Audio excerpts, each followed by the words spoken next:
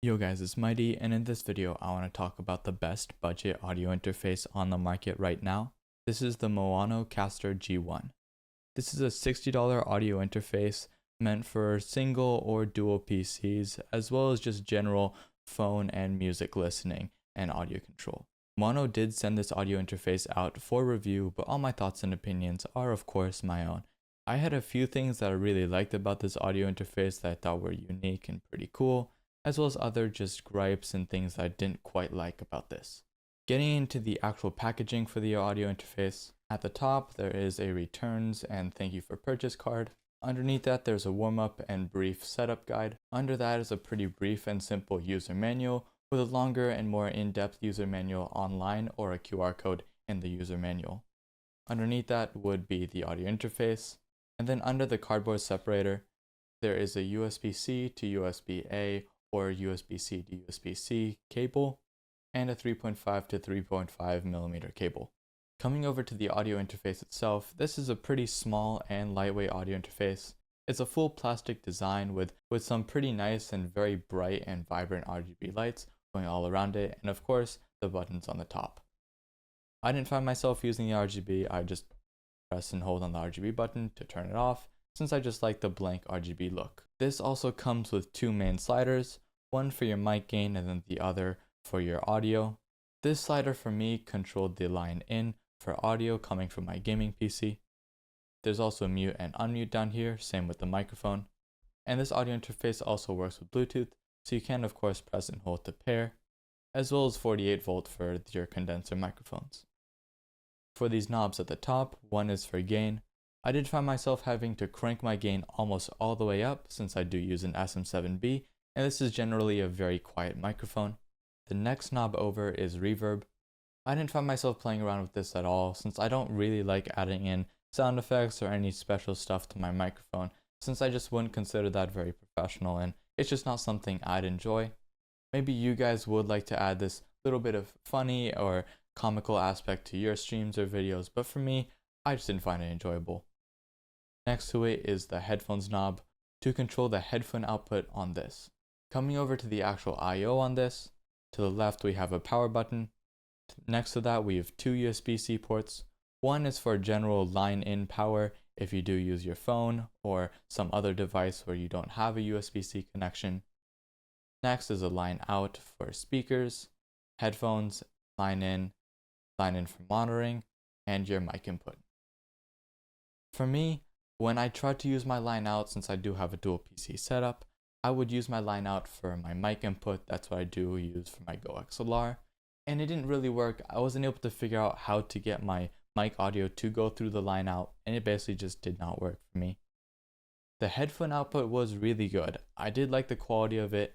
I don't think the DAC in this thing is as good as something like a Wave XLR or a Go XLR, but it isn't bad either and pretty good for the $60 that this thing comes with.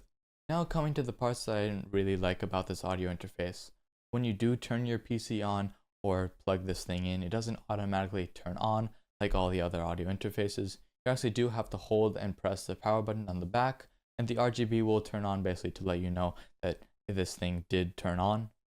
I think that's pretty inconvenient, and it took me a little bit to get used to since all the other audio interfaces I have, once you plug them in, they turn on.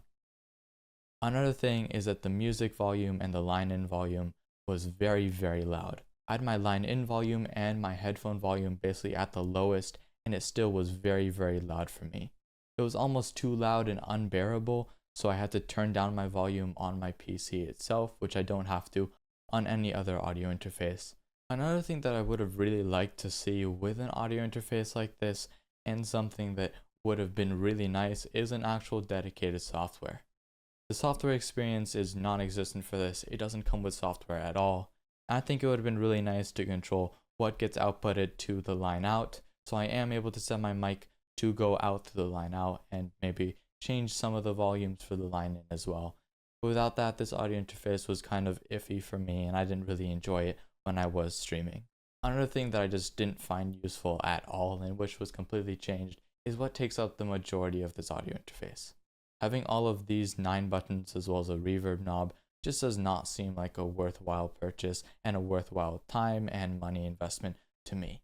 I just don't see the purpose and I don't see the use for something like this.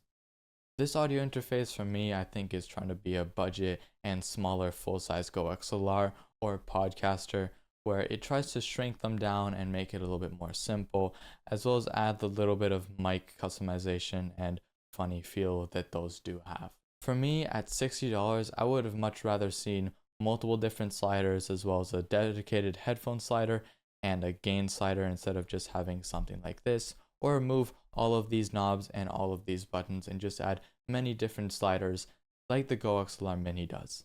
And having a dedicated software, if that did push this price up to about $80 or $90, this would have been more than worth it. The Go XLR Mini right now, which got its first software update in almost 2 years, still costs almost $200. If this could bring everything that the Go XLR Mini does, but at half its price, with modern updates, with a good software, this would be the perfect audio interface.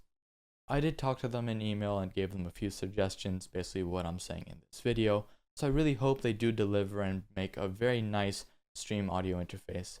If they do and make something that people with dual PC setups or people who want that fine audio control like I do, I think they'd love it.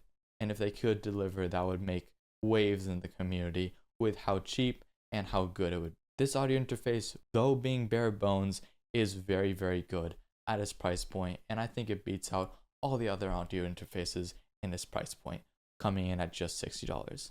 I will have a link down in the description below if you do want to check it out. Thank you guys so much for watching.